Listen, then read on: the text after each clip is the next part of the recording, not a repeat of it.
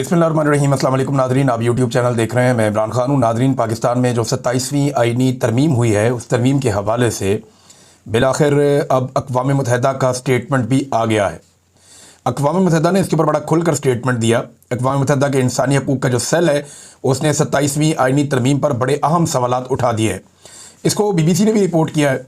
जो इंपॉर्टेंट चीज़ें मैं आपके सामने रख देता हूँ। उन्होंने कहा जी, सदर और फील्ड मार्शल को जो तायात इस्तिस्ना मिला है, इससे एहतसाब पाकिस्तान में कमज़ोर हो जाएगा।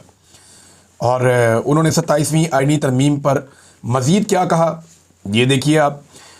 ये हाई कमिश्नर बराए इंसानी हकूक़ फॉल्कर तुर्क, उन्होंने जुम्मे के रोज़ एक बयान में कहा कि पाकिस्तान की जानिब से उजलत में की गई आईनी तरमीम अदलिया की आज़ादी को शदीद नुकसान पहुँचाती है और फ़ौजी एहतसाब और कानून की हुक्मरानी और इसके एहतराम के हवाले से संगीन खदशात पैदा करती है। यानी पाकिस्तान के अंदर अदलिया का भी बेड़ा गर्क कर दिया इस आईनी तरमीम ने। और वो कैसे किया, देखिए, अदलिया पूरी तरह से सियासतदानों के कंट्रोल में आ गई है और सियासतदान पूरी तरह से एस्टेब्लिशमेंट के या फौजी जर्नैलों के कंट्रोल में। लिहाजा अदलिया मुकम्मल तौर पर एक मातहत इदारा बन गया, जैसा कि इमरान खान साहब बार बार कहते हैं। अब अदलिया में जो जजेस आएंगे, उनकी ट्रांसफ़र पोस्टिंग, उनके मामलात, उनका कंट्रोल पूरी तरह से सियासतदानों की उंगलियों पर नचवाने के काबिल हो गए ये जजेस, जो कुछ इस आईनी तरमीम में किया गया। तो अदलिया तो कर देगी फारिग, वो आज़ाद रही नहीं।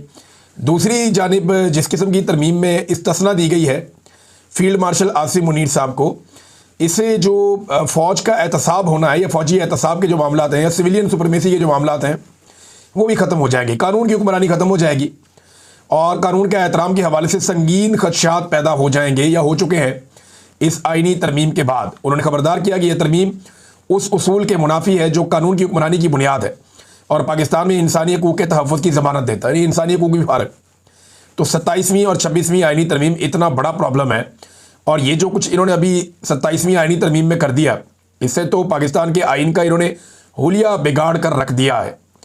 ये तमाम तब्दीलियाँ मिलकर अदलिया को सियासी मुदाखलत और इंतज़ामिया के कंट्रोल के ताबे करने के ख़तरे को बढ़ा देती हैं। ना इंतज़ामिया और ना ही पार्लियामेंट को इस पोजीशन में होना चाहिए कि वो अदलिया को कंट्रोल करे, उसकी रहनुमाई करे, और अदलिया को अपने फ़ैसलों में किसी भी सियासी असर रसूख से दूर रहना चाहिए। अब जनाब, ये एक है रिपोर्ट। अक़वाम मुत्तहिदा ने भी बता दिया कि पाकिस्तान के अंदर 26वीं और 27वीं ख़ास तौर पे जो आईनी तरमीम है, इसने पाकिस्तान के आइन का ना सिर्फ हुलिया बिगाड़ा, बल्कि इंसानी हकूक़, पाकिस्तान में कानून की सरबुलंदी, पाकिस्तान में फ़ौज का एहतसाब, पाकिस्तान में अदलिया की आज़ादी, ये सारी चीज़ें अंडरमाइन होकर ख़त्म हो चुकी हैं। ये है 27वीं आईनी तरमीम का कारनामा। एक अमेरिकन पेपर है नाज़रीन, और इसके अंदर एक बड़ी इंपॉर्टेंट चीज़ छपी है foreign affairs United states of America से। ये लिखते हैं, पाकिस्तान में खामोश मार्शल लॉ लग चुका है। अगर ये पूरी खबर आप पढ़ें ना, इसका पूरा आर्टिकल आप पढ़ें, तो आपको समझ आती है कि फ़ौजी हुक्मरानी का एक नया मॉडल पाकिस्तान में बनाया गया। इसमें सारी तफसीलात लिखी गई है, कैसे इमरान खान साहब की हुकूमत को गिराया गया। उसके पीछे ये भी कहा गया कि जनाब उसके पीछे फ़ौजी शामिल थे। फिर शहबाज शरीफ की हुकूमत को बनाया गया। फिर किस तरह शहबाज शरीफ की हुकूमत ने फ़ौजी जर्नैलों के ऊपर इन्हिसार किया। फिर आहिस्ता आहिस्ता किस तरह फ़ौज का सियासत के अंदर मुदाखलत बढ़ता गया। फिर हाइब्रिड मॉडल एक बना दिया गया, दोगला निज़ाम। और उसकी ख्वाजा आसिफ, जो पाकिस्तान का वज़ीर दिफा है, वो बैनुल-अक़वामी मीडिया के ऊपर बैठ के तारीफ़ें करता रहा। तो ये पूरा आर्टिकल इस बारे में लिखा है कि पाकिस्तान में अमली तौर पर एक मार्शल लॉ लग चुका है, और ये एक नई तरह का मार्शल लॉ है, खामोश मार्शल लॉ। ये रोला रोला डाल के मार्शल लॉ नहीं लगा। ये फॉरेन अफेयर मैगजीन के मुताबिक, ये जो आज का आर्टिकल है, इसके मुताबिक पाकिस्तान में खामोश मार्शल लॉ लग चुका है और फ़ौजी हुक्मरानी का एक नया मॉडल पाकिस्तान में ज़ेर तामीर है। और फ़ौज की जो ये काबिलियत है कि वो निज़ाम को कंट्रोल करे, वो लगातार बढ़ती चली जा रही है। ख़ास तौर पे जो अब इस्तिस्ना वाले मामलात हुए हैं, जो कुछ मिलिट्री जनरल्स को मिल गया, जितनी ताकत उनके पास आ गई है, उसके बाद तो अब कंट्रोल करना बहुत मुश्किल है। तो एक तरह का ये मार्शल लॉ है। अब ये आलमी सतह पर आवाज़ें पाकिस्तान में उठ रही हैं। एक और बड़ी इंपॉर्टेंट खबर है, ये सिद्दीक जान साहब ने शेयर की, और ये बड़ी तकलीफ दह खबर है। उन्होंने बताया कि शौकत खानम के अकाउंट्स बंद, जान बचाने वाली अद्वियात की इंपोर्ट रुक गई है, इंसानी जाने खतरे में, और अकाउंट बंद करने वालों के भी नाम सामने आ गए। अब ये तो बड़ी ज़्यादती है। देखें, शौकत खानम अस्पताल वो है जिसको सारे ओवरसीज़ पाकिस्तानी या पाकिस्तान के अंदर बहुत सारे लोग इसको फंडिंग करते हैं। जब भी ये कहीं पे पैसा मांगते हैं तो पाकिस्तानी फ़ौरी तौर पे पैसा हाज़िर कर देते हैं। वजह यह है कि वहाँ पे गरीब लोगों का, बहुत सारे लोगों का मुफ्त इलाज भी होता है। जो लोग अफोर्ड कर सकते हैं वो पैसे देकर इलाज करवा लेते हैं, जो अफोर्ड नहीं कर सकते उनका मुफ्त इलाज भी होता है। फिर शौकत खानम लाहौर, शौकत खानम पेशावर, शौकत खानम कराची, तो ये अलग अलग प्रोजेक्ट्स हैं और ये फैल रहा है काम, और इसमें बड़े पैमाने पर फंडिंग भी होती है। बहुत सारे लोग मुझे ओवरसीज पाकिस्तानियों में मिले, वो कहते हैं जी हम शौकत खानम के साथ जुड़े हुए हैं और हम कई दहाइयों से इसके लिए काम कर रहे हैं। तो यहाँ ये इंतहाई ज़्यादती है मरीज़ों के साथ, पता नहीं किस किस से इन्होंने क्या क्या बदला लेना है, बहुत ही बेशर्मी है। शाहिद खटक साहब ने एक बात बताई है, उन्होंने कहा जी ये आखिरी हफ्ता है, इमरान खान साहब से मुलाकात ना करवाई गई तो डायरेक्शन हमें पहले ही आ चुकी है इमरान खान साहब की, हम पूरे पाकिस्तान में लॉकडाउन कर देंगे, पाकिस्तान पूरा का पूरा बंद कर देंगे और इसका आगाज़ खैबर पख्तूनख्वा से होगा, शाहिद खटक ने कहा। मुझे नहीं लगता अब इसकी ज़रूरत पड़ेगी। वजह यह है कि जो टाइम निकालना था पाकिस्तान की एस्टेब्लिशमेंट ने, वो टाइम तकरीबन निकाल लिया गया है और मुमकिन है कि इस हफ्ते या एक आध हफ्ता और डाल के इमरान खान साहब की मुलाकातें दोबारा शुरू करवा दी जाए। ये हो जाएंगी मुलाकातें। बीच में मुलाकात के लिए एक शर्त रखी गई थी कि आपको इमरान खान हम दिखा देते हैं, लेकिन जो वो बात करेंगे वो बात आप बाहर आकर नहीं बताएंगे, आप खामोशी इख्तियार करेंगे। इस पर किसी ने हामी नहीं भरी। ये मुबैना तौर पर जो खबर है, ये जाहिद गशकोरी साहब ने ये खबर दी थी, उनका ये दावा है कि इस किस्म का एक ऑफ़र किया गया था, लेकिन किसी ने इसके ऊपर हामी नहीं भरी, उन्हीं के बकौल। तो नाज़रीन, अब ये अगर आखिरी हफ्ता है और पीटीआई को लगता है कि इमरान खान से मुलाकात ना होने पे एक एहतजाज वो करेंगे, मेरे ख्याल में एहतजाज होने से पहले या नौबत आने से पहले मुलाकात करवा दी जाएगी और मोमेंटम बनने में अभी टाइम लगेगा।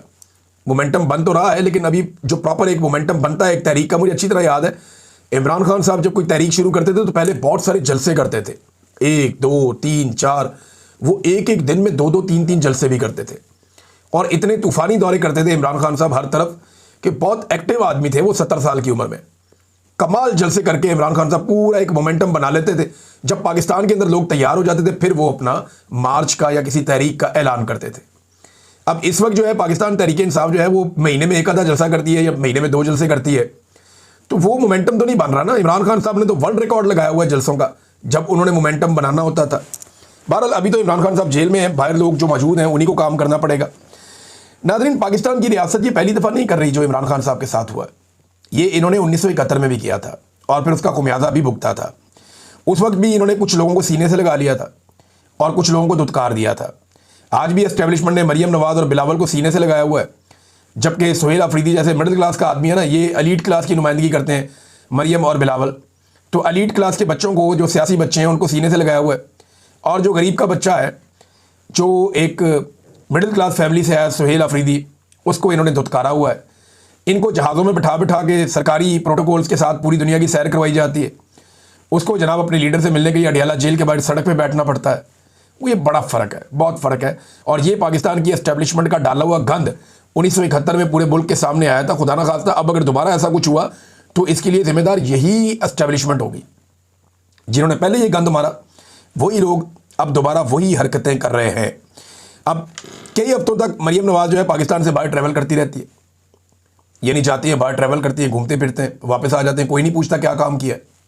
सुहेल अफरीदी इमरान खान से मिलने के लिए अडियाला जेल तक आ जाए अदालती ऑर्डर लेकर, तो उसके ऊपर तनकीद के निश्तर चलाते हैं कि जनाब सूबा कैसे चलेगा।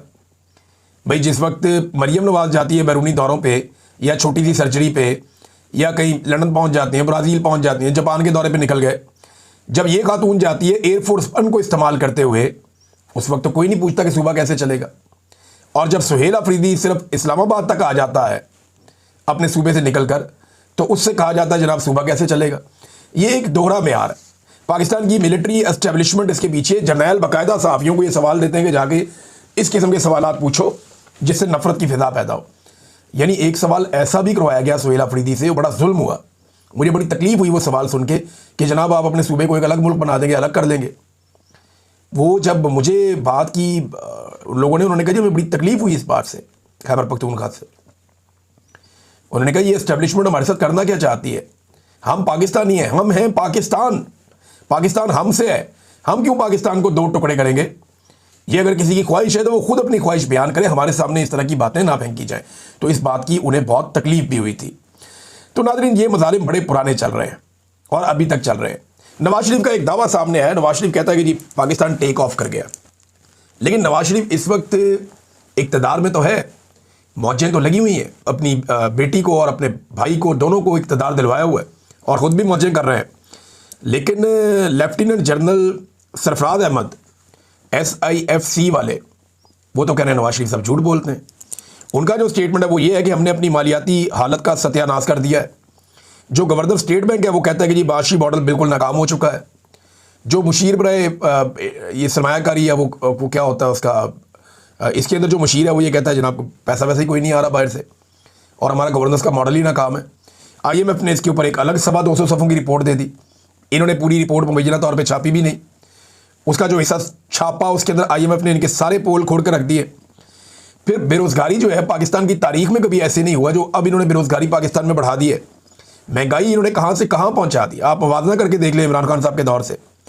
कर्जे पाकिस्तान बनने से लेकर अब तक इतने कर्जे नहीं लिए जितने इन्होंने इस दौर के अंदर कर्जे ले लिए।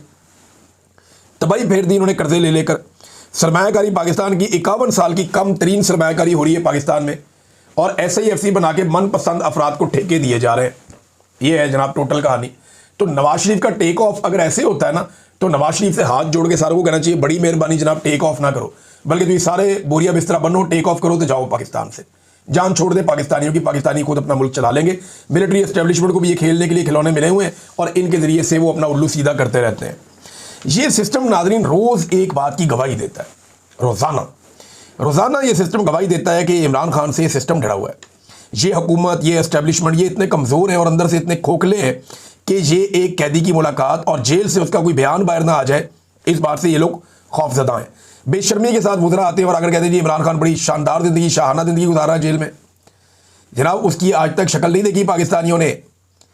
गुज़िश्ता 850 दिन हो गए हैं, पाकिस्तानियों ने इमरान खान की शक्ल नहीं देखी, पाकिस्तानियों ने इमरान खान की आवाज़ नहीं सुनी। पाकिस्तान की तारीख में ऐसा कौन सा दूसरा कैदी है? और कुलभूषण यादव की भी बेशर्म की वीडियो बाहर आ गई थी, अभिनंदन की वीडियो भी बाहर आ गई थी। एहसानुल्लाह एहसान तुम्हारे